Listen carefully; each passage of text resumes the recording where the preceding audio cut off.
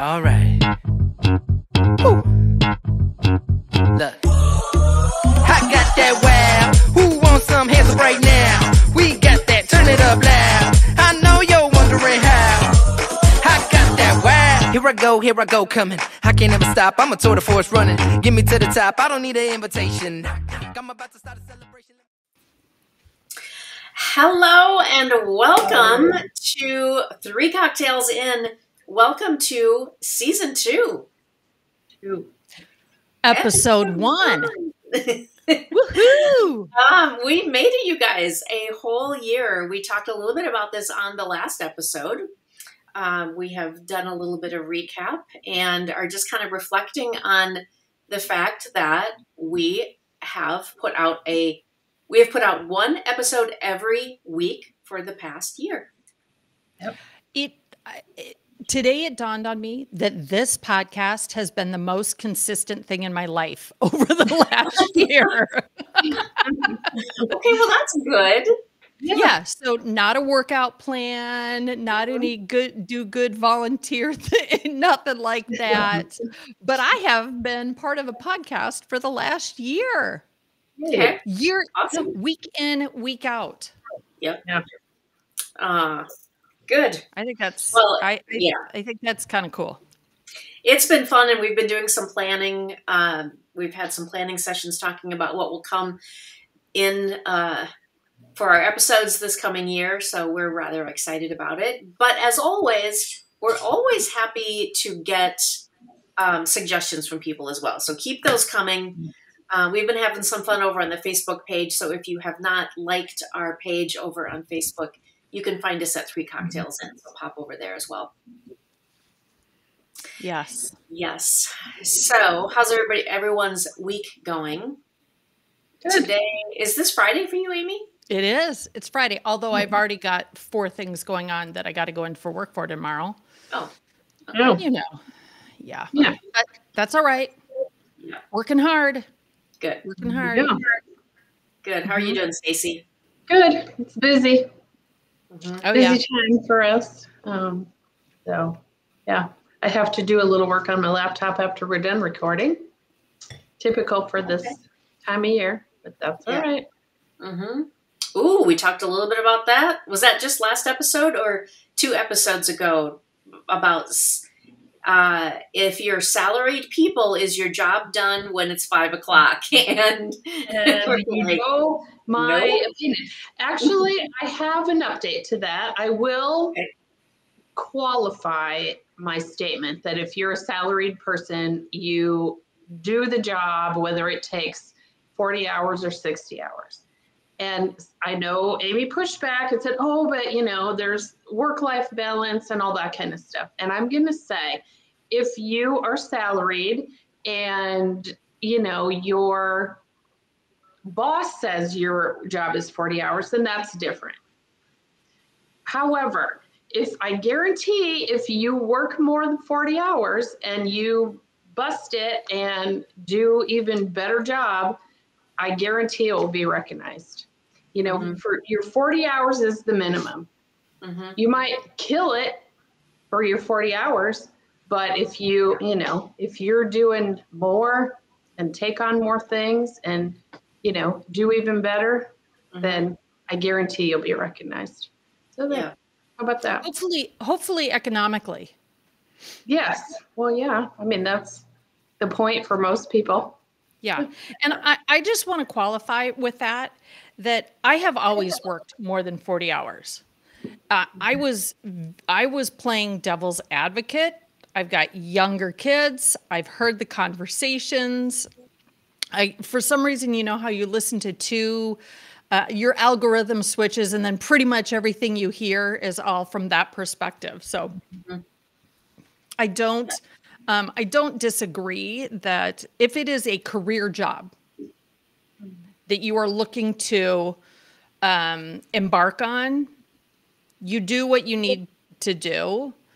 And hopefully you've got a good relationship with your manager that you get you get a little flexibility. I'm doing more now with the acknowledgement that down the line we'll we'll give you something back, sort of thing. So, Yeah. but. And there are lots of environments out there where you won't get the acknowledgement.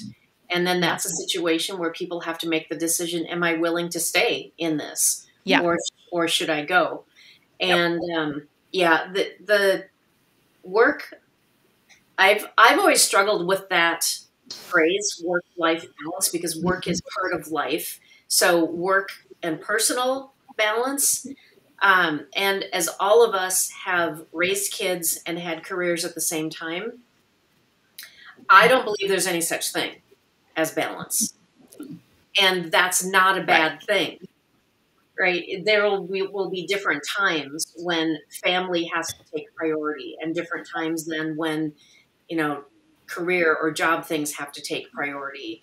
And it's like this all the way. And I think the more flexible people can be, that it doesn't have to be so filled with, people don't have to be so filled with angst around this topic.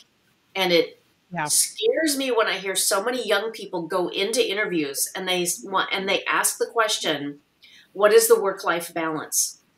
And I've even advised people to say, don't ask that question in an interview. I would never suggest that you ask that question in the interview.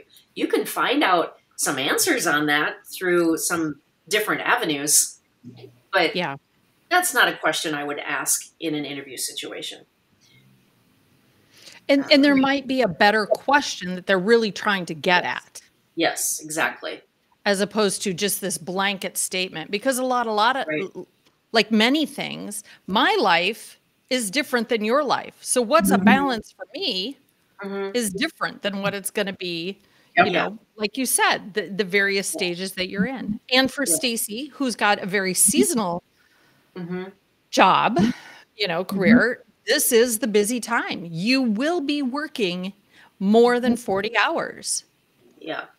Now, Stacy also has been with his company so long and has so many vacation days. Have you finally cleared out 2023? Have you dipped into 2024 yet? No, I'm still using 2023. But I'll quickly be into 2024. See, this is usually I have about a year. Oh, good, because it's almost 2025. But this is also one of those things. We never take all of our vacation days. Well, I mean, there has been times when I've gotten pretty low. I mean, I'm saving it up for longer vacations. It's not that I haven't had years where I've taken a bunch. Yeah, another 10-day trip. Yeah. So, I usually catch up at some point. Yeah. I have always taken every single one of my vacation days. Every one of them. Yeah, it just depends if your company.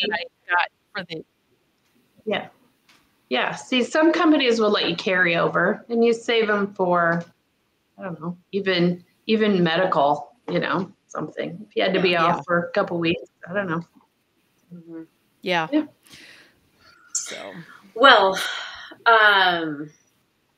well, that's not what we're talking about today. No, it's not. It's not. But a good little follow-up to some of the things we talked about over the last couple of weeks. Right. Yeah. So, what's on our minds this week? What should we dig into? Can I share? Can I have the talking stick, please? I'd like to share. The floor is yours. Okay. We are in the trust tree, right? The circle of trust. Yes. Yes. Okay. Yes. Well, always with your best friends. Yeah. Once we look post at the 2 this, fingers up. If you're watching, I got 2 fingers up from my co-host here. Well, we just want to remind you that this is going to go live in public. Yeah. So the circle just got real big. I trust these women and the occasional man. So in thinking about the last year and season 2, episode 1, remember how I was seeing someone that I was single at the beginning of season 1, episode 5? And then midway through season 1, I was single. Well, season 2, we're starting single again.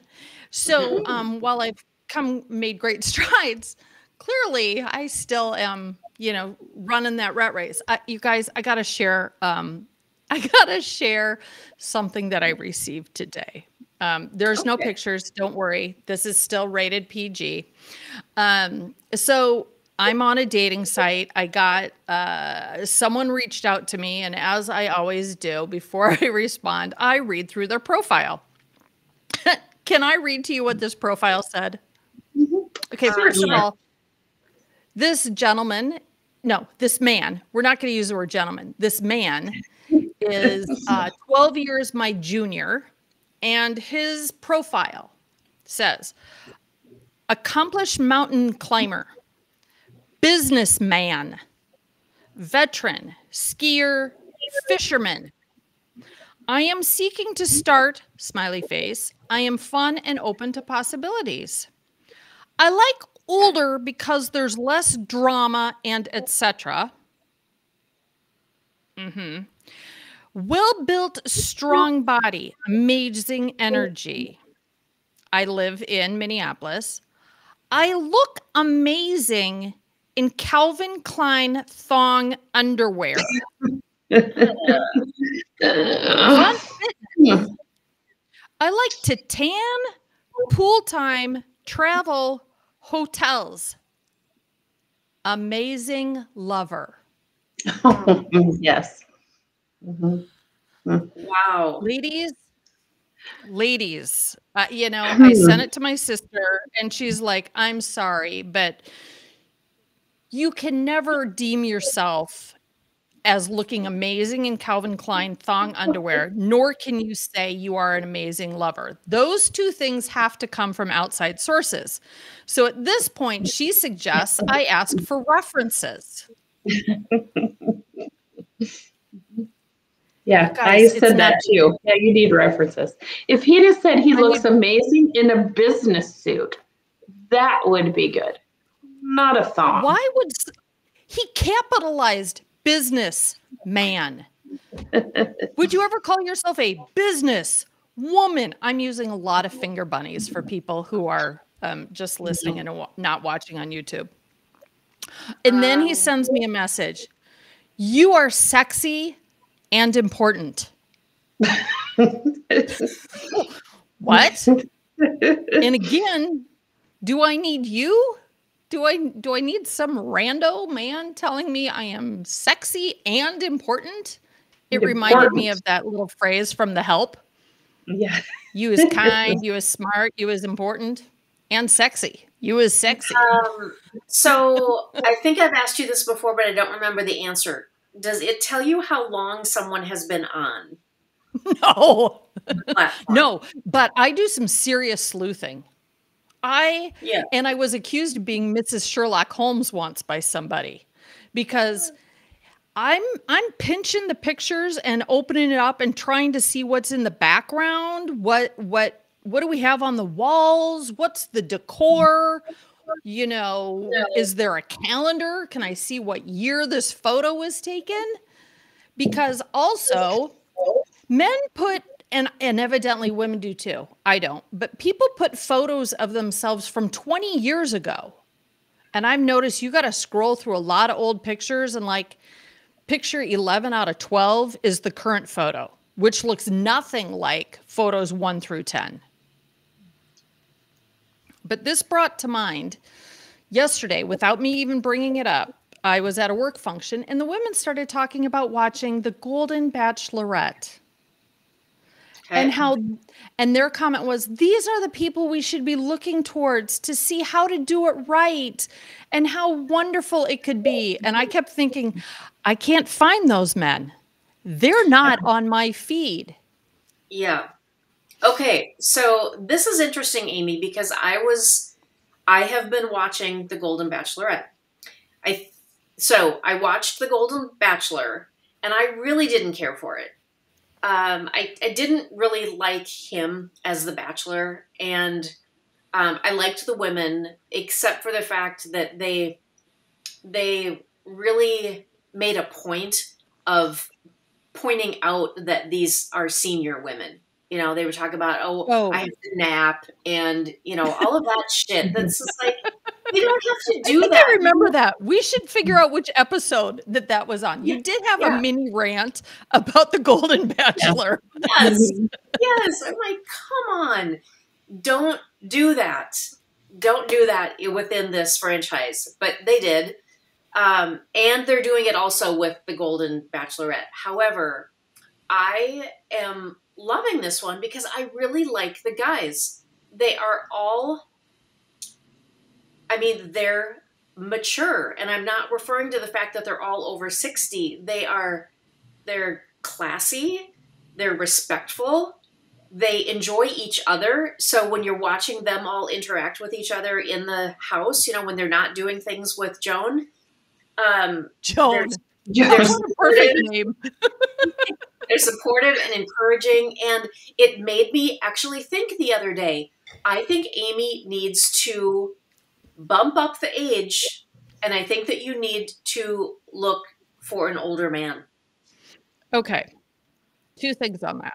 One, I have always said that if I shot or set my sights on like men who are 20 years older than me, I would look hot. I think that's the first thing. But honestly, I am not looking for younger men. Matter of fact, my window, because you get to put in your window, I did 5 years, both sides. And evidently, I'm very picky and I scroll past all the ones that fit within my parameters. And now I'm getting people outside my parameters. So I'm getting 45, 46, and I'm scratching my head going, no. But I'm also getting 65, 67. So are you saying I need to say like my age and 15 years older? How much older do I need to go? Not that much. I think your window of 5 is good.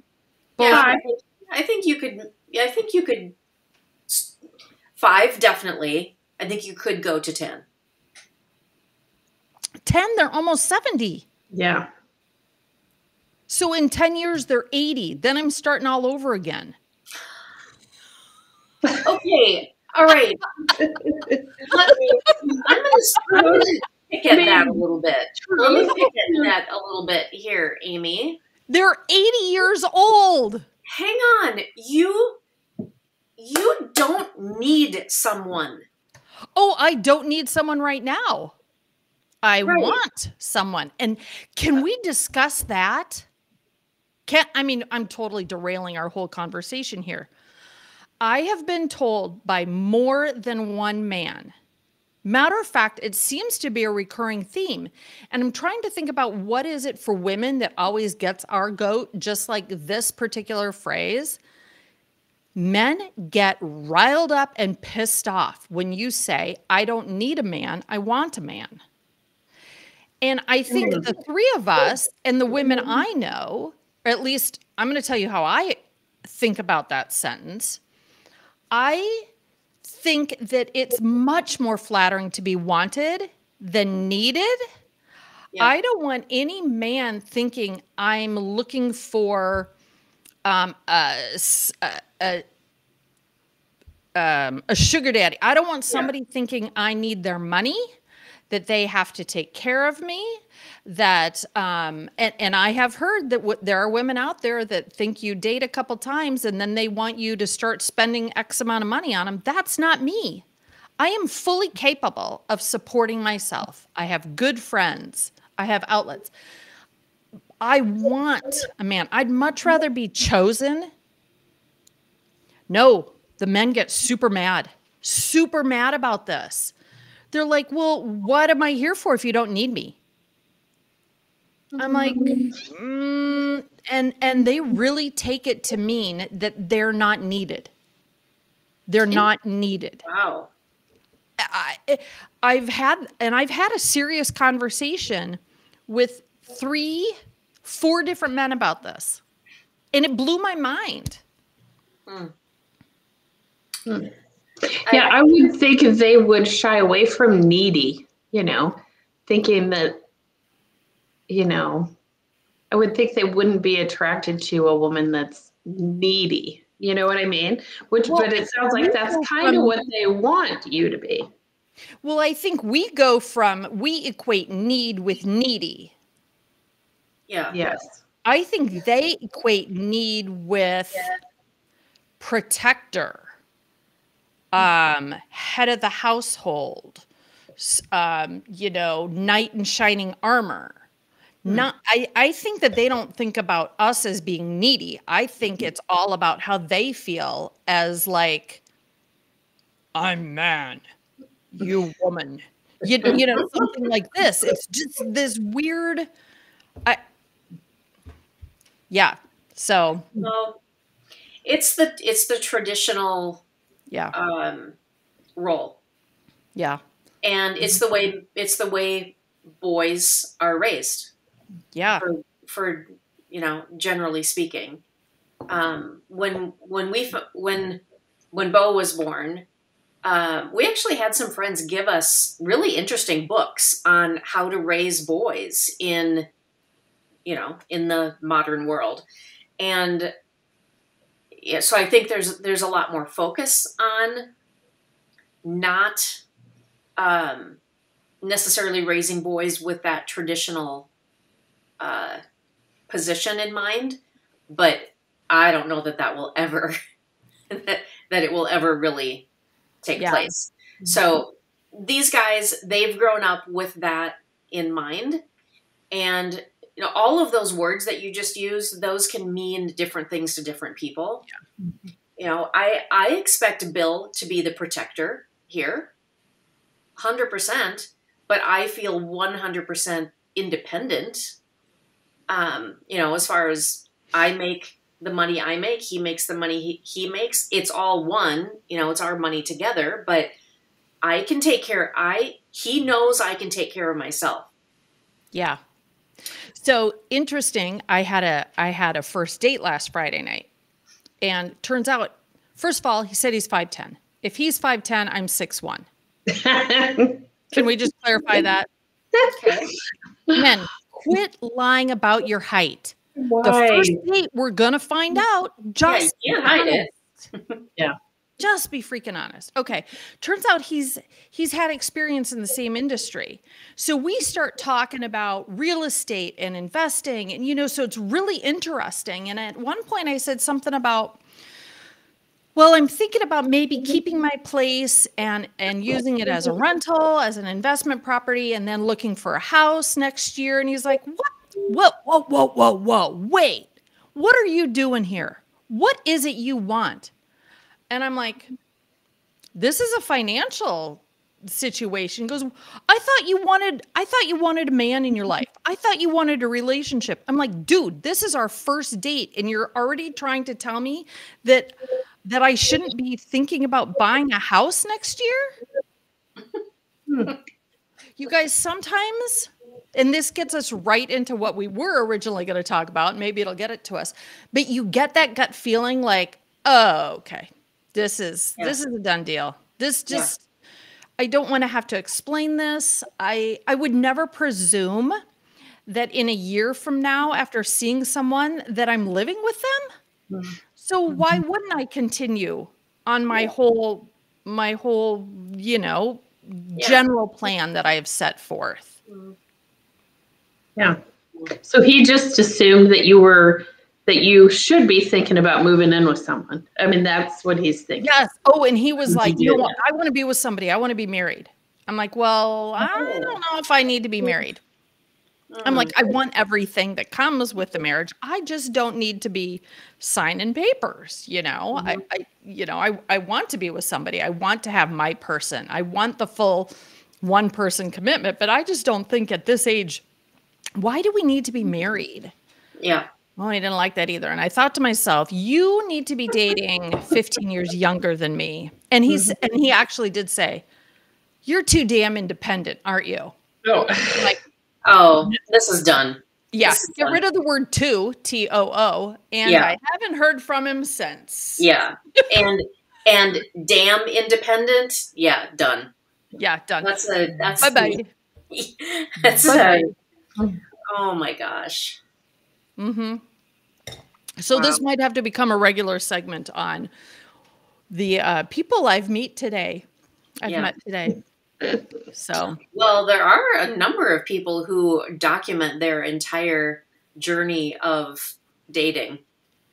yeah, I got a professional career. I don't need to go into all of that. This, but also they do it as their job. Yeah. You know. I'm not interested in that. Yeah. I just like to share interesting sociological tidbits from an what is that? Anthropological? Anthropological. There we go. That's a big word. Yeah. So, I mean, you really have to be, and we did the same thing when we were dating and choosing our husbands. You have to be listening to your gut on things. And so this is one of the things that we wanted to talk about today. And I feel like this topic has been coming up in different parts of my life. And we actually ended up talking about it on one of my jewelry shows a week or so ago, which is weird because you guys who've been on my shows before know that it's just me talking to the camera, right? Yeah. So and we that you're talking to, it's like you're having a conversation with yourself. It's you and Jack Handy looking into the mirror. Yes, Al yes, Grayson exactly. from SNL. I know you. I get very thoughtful comments coming from people who are, spending time with me and shopping at the same time. And there was a lively conversation in the comments about keeping our eyes open and recognizing signs that are around us. Yeah. And there are some people who don't, they're like, oh, get over it. That's not a sign. And then there are other people who are like, there are signs around us all the time. And I'm on that side of the camp. I'll just tell you that right now. I am totally on that side of the camp. We just have to open our eyes and be willing to see the signs that are around us. Stace, you wanna state your? Yeah, no. Now, with that, I will say that is better. That's more of a positive thinking, and you could even throw in, what do you call it? I had it. Now I can't. Manifesting? Yeah, manifesting, self-fulfilling prophecy. You want something to happen, and so you're trying to, you're trying to make it happen. So you're looking for the positive signs, if that's what you want to think. I'm never going to believe that because I don't know. You took 2 left turns and that means something weird, or you saw, what I mean? You see a cat in the road and that's bad luck. I'm not falling for that kind of stuff, but I get that, you could see positive things happen and then that, does that make sense? I'm somewhere right in the middle. There are certain situations where I really, truly believe in the woo-woo. So with the people that I started into real estate with, Beth and Christy and Carrie, they were big believers in, and the only term I could come up with was the woo-woo. Woo, and in my mind, I'm like, woo, and I never, ever would have talked or discussed it or really looked at that kind of idea as an actual thing. Mm-hmm. Until maybe 4 years ago, actually, with this one exception. And this is the one area where I have always believed in signs. And that has to do with, or at least it came out when my mom died. Okay. My mom died when I was 41. 41, she was 61. And I talked to my mom for probably 15 to 20 years. I talked to my mom every single day, always in the car, driving home from work, any alone time. I mean, for sure during those times, but at different times of the day as well. But I started to notice things that I turned out to attribute to my mom is looking out for me. Times when I was super late, super late, where I could really, be in trouble. Damn if the parking spot, one from the door, it's open. Somebody just moved. And I used to joke with the girls in the car. I'm like, "Oh, Grammy Janet's looking out for us." Just funny little things like that. I would hear a certain song. I would be feeling really bad. I think I talked to you guys about it. I mean, even as recent as a year and a half ago, as kind of a big relationship was waffling, I would hear like 8 songs in a row that would, I took it to mean stay the course. These are all, how do these 8 songs line up? And there's like this message if you just wrote down the titles or the main lyrics and stuff. Yeah. And it's proceeded into parts of my life. Here's a work story. So at my last location, I had a townhome that was, honest, hand to heart, the best priced townhome in 5 cities in my whole area. Great home, bells and whistles in a townhome, lowest price. I could not sell that. I had a man come in. He loved it. He wanted to buy it. He needed to get his ducks in a row, a couple extra things. I helped him out with that. A week later, still not sold. 2 weeks later, still not sold. 3 weeks later, still not sold. 4 weeks later, still not sold. And I'm showing that townhouse. I'm getting calls from realtors about it, and nobody is buying that townhouse. And this man came back with his brother and he said, I see that home is still available. My home is still available. And I went, it is. Let's go look. And we go in and his brother says, I've been saying prayers. This is his home. This is his home. 2 days later, he wrote the purchase agreement for it and said, I've always known this was my home. It's stuff like that where I kind of get little goosebumps and I think, I don't know what's happened out there in the world, but this was his home. You guys, he's going to close next week. That's on so his home. Awesome. Yeah. It's his first home. He's bringing his 2 children from Africa to this country to live. Wow. His brother lives 4 miles away. I mean, it's just like everything lined up. But if you would have told me years ago, this is the woo-woo stuff, I would have said, I don't think so. But now I find myself, maybe it's like what Stacy said, you look for the signs that reaffirm your set of beliefs.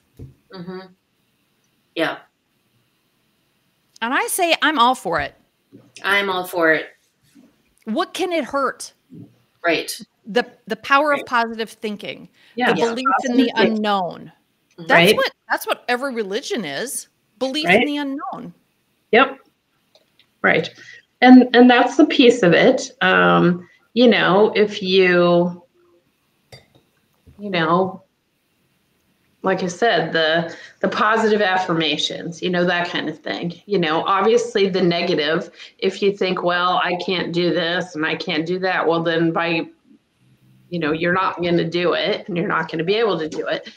Positively, you're going to see, I want to do this in the future. This is how I'm going to do it. I'm sure I can do it. You know what I mean? So I get it. And maybe the signs are things that say, yeah, well, one more thing added to this is, one more reason why I think I can, do something. So. Well, Kitty, Yep. You said that you'd been thinking for a long time about making the switch, quitting your job. And although you didn't go into it, there were some, can I say, maybe not so pleasant things that kind of towards the end that really were like, yep, this is my sign. Yeah. It's time. The time is now. I'd been weighing the pros and cons, just weren't quite ready, hanging on. And then something happens and you could have looked at it like, God damn it, you know, this really sucks. Blah, blah. But instead you were like, there's my sign, and I got to bounce. I'm outie. Yes. And I recognize the fact that if I were 10 years younger, I would be sticking it out.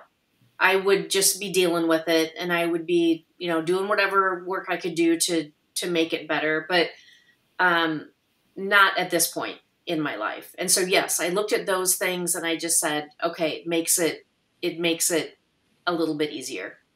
A lot bit easier, actually. And also almost to the point of thank you for making this decision so much easier for me. Yes. Yep, exactly. So I also, and I know what this response will be immediately when I say this, but I can't wait. Okay. Well, there were things coming up in my social media constantly that were take the chance on you and invest in you and the time is now and life is short. And okay, so I know what people are going to say is like, if you're engaging with that content, it's the algorithm, which I always am, they're going to feed more of it to me. Yeah. Okay. Well, so what? Because those things also were building me up and just helping me feel strong and secure in the decision that I knew that I was going to make. I just needed to land on the right, you know, on the right moment, even though the entire time Bill was like, what's taking you so long? What, you didn't do it today? You didn't? Okay. All right. Well, tomorrow's another day, or, you know, next week. So, but yeah, it's, you know, with these big decisions in life and big transitions and, you know, the big transitions that you've gone through, Amy, you have to listen to what your gut and your heart are telling you. And sometimes we make decisions with both our head and our heart. And there are times that you have to let this lead. Yes. Yeah, you do. I've also come to the realization over the last couple of years, and really, I wish I would have known this from the get-go. From the time I turned 14 and hit 8th grade, 9th grade. You have absolutely no control over anybody around you or what their response is going to be. So any amount of time and energy you spend on thinking about somebody else's response is wasted energy. Yeah. It's a waste of time. You're dwelling in crap you cannot control. So what can you control? You can control your own thoughts. You can control the people you're around. You can control your algorithm. So it constantly feeds you words of encouragement. Yeah. Mm-hmm. And there is not enough time, money, years, funds that are worth dwelling in the negativity. Yeah. You just can't. You've got to, you know, and I can be sarcastic and I can at times be cynical about things. But when it comes to the important stuff, I'm going to default to Grandma Janet, my mom looking over me, my dad making way for me, because the universe, karma, wants the best for me, and I'm going to put my energy into making that crap happen. I'm not going to focus on why this dude thinks he looks good in a Calvin Klein thong. He is not for me. Yeah. think you know, next, Mm-hmm. sort of thing. And I don't know why that takes years and years and years to finally say, quite frankly, I don't give a shit what you think. Yeah. This is what's right for me. Mm-hmm. We hold on to that way too Way long. too long. Yep. Yep, for sure. Listening to our gut, I mean, that stuff gets tamped down pretty dang quick. Mm-hmm. And nobody wants to talk even more about the woo-woo, about universal signs. Kitty, what was the story you were telling about somebody that you watched, or with the, tell us that. That was interesting. So I met a couple of women who I should have done a little bit more research on it before talking about it, but in general, they use a pendulum for decision making, and it's based on an ancient belief. And so, they've written a book on it to understand, where it comes from, and the origins of it, and basically how it works. And so it's you have a pendulum, and you can, I don't know if you can use anything that's weighted that you dangle, basically, and it basically emits your vibe, for lack of a better word. So Energy. for your energy, for positive or for negative. And there are people in the corporate world who tap into some of these things at times for decision making. It might be something that they keep to themselves. I don't know. It's probably, because it would be criticized for sure. But I went to lunch with, actually, I think I went to lunch with one of the women, and then I went to lunch with the two of them together.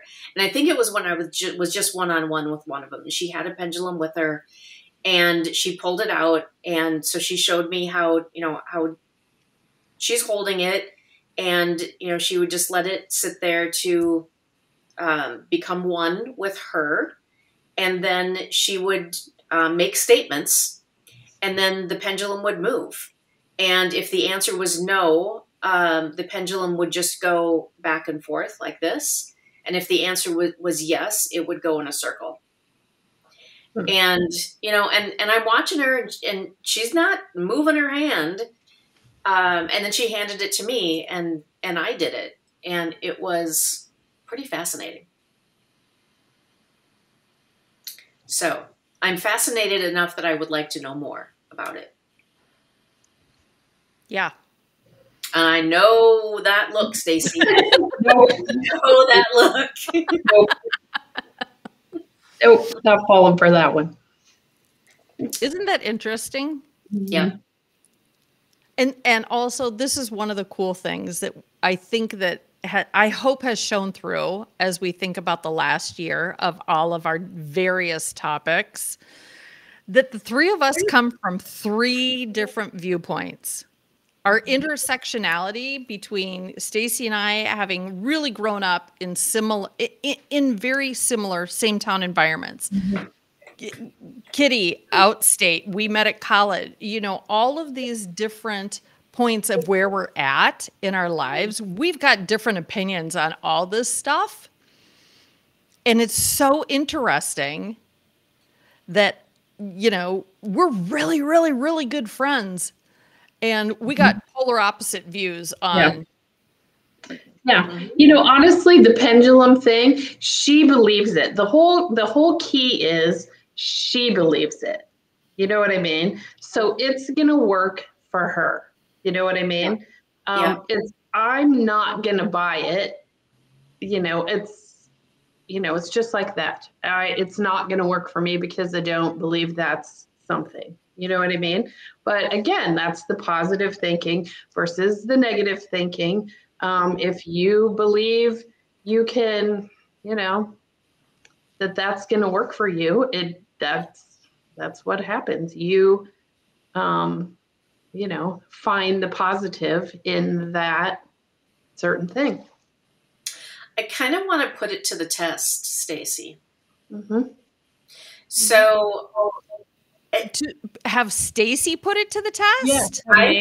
Yep, I think that next time we do a girls, jeez, next you can't swing the pendulum around. Okay, I prefer you not there, Braveheart or Gladiator or whatever it is you're doing. Next time we have a girls' weekend, I think we should invite them because they're fabulous women. They'd be so fun on a girls' night out, and we should all spend a little bit of time with the pendulum. I think we should also invite our friend and former yoga teacher, Hannah Rose Alexander.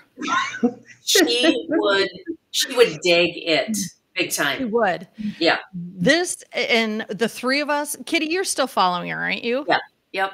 I am. So way back on vacation, pre-COVID times, back in COVID times, right before COVID, went to my favorite little island retreat, did yoga for the entire time I was there with this darling younger woman. She's probably in her early 30s, mid 30. I don't think she's hit 35 yet, but very intuitive, very internal. Like she would say, my chakras are blocked. And I did not know what she meant. I just knew I could not do that pose. You know? I think her mom was there at one point, and her mom's an energy healer. And all of this was just so new to me. Didn't understand any of it. But she was predominantly into yoga then, did some other stuff. Came back, kept the yoga thing going. We went to a girls' weekend. We scheduled a private yoga session online with Hannah, who was down in Mexico. And there were 6 of us there, maybe, all in a circle doing some yoga. And so we've all continued to follow her. Well, lo and behold, is that how that goes? Lo and behold? Lo and behold. Yes. Yep. Yes. She has now fully committed to her inner goddess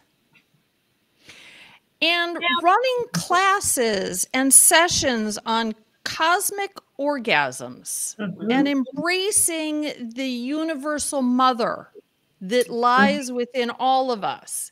And the 3 of us are still following her because I'm still hoping for glimmers of insightfulness.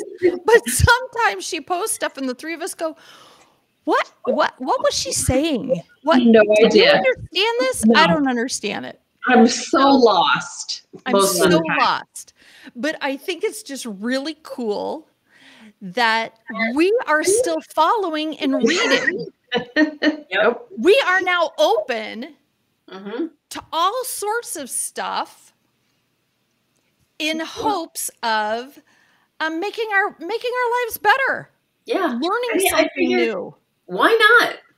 Why not? Why not? Cosmic orgasms for everyone. It sounds like a drink we should be ordering at the bar, but I'm pretty sure that's what that was. I don't really know. Couldn't tell you the signs of it, but if anybody's interested in following Hannah, drop a comment and I'll send you a link because she is actually just she's great. I really enjoy them. I still don't understand 90%. No, I don't understand any of it. There, but yeah. I think that that Cosmo that we had at Mason Margot. Okay. The one where we kind of like lit our breath on fire. It was so strong. Oh, I think that was a cosmic orgasm. I think that's what that was our Mother Earth telling us, go forth and be your own firecracker or something. I don't quite know. Yeah, I don't know. Yeah. Oh my gosh. All right. Wow. I think listening to our guts, exploring different, being open to good energy, doing the things that propel you forward. That is a great place to start for season 2. Yes. Season 2. I agree. I agree. Fun conversation tonight, you guys. Yeah. We just never know where these combos are going to go. They are truly addicting conversations. Aren't they? Yeah. Addicting. Yeah. Absolutely. All right. Well, who knows what's on tap for next week? Actually, we know, but We do know. yeah. We do know. Yep. I got some more questions to add to that one because somebody else that's coming on has has an addiction, Okay. penchant for tarot cards. Two different things. Good. That's right. I remember that. From being, yeah. Okay, I'll stop. We'll talk about it next week. All right. Next week. All right. See you guys. Have a good week. Cheers. Bye.